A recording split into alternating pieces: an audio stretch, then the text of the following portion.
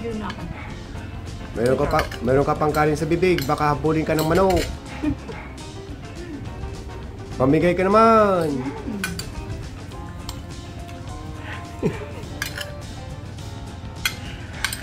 Yan ang simpleng pangat. Huling-huli lasa ng ingredients. Sige, subo mo. Subo mo.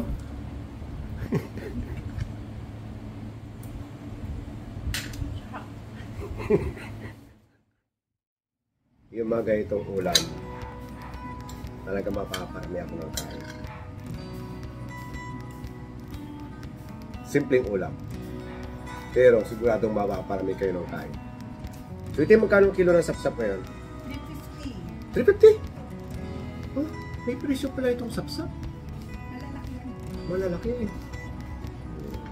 Meron pang masarap na luto itong sapsap, yung kinamatisan, di ba?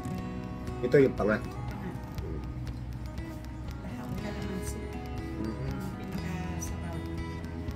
Maulan sa labas. Kaya dito lang tayo muna kumain. Ang sarap ng sauce.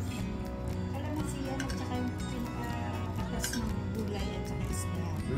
Naghalo-halo na. At saka patis. Patis. Walang asin. No? Kamatis ng buo. Tapos sibuyas. So,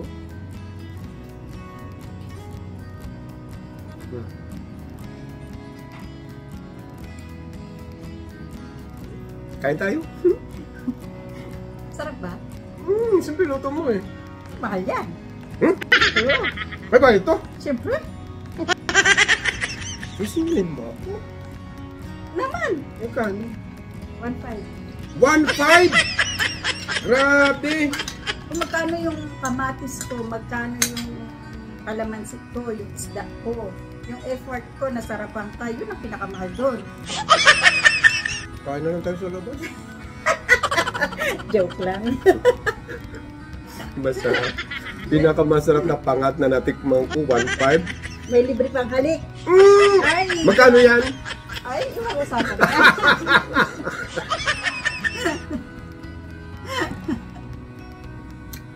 Namiss ko lang po kayo. Ngayon ay Saturday. Bukas, pagka magandang panahon, gagala tayo. Bye! Sarap ng pangat. Dami itong Kanji pa? Tama na. Busin mo na yan. Isda? Oo.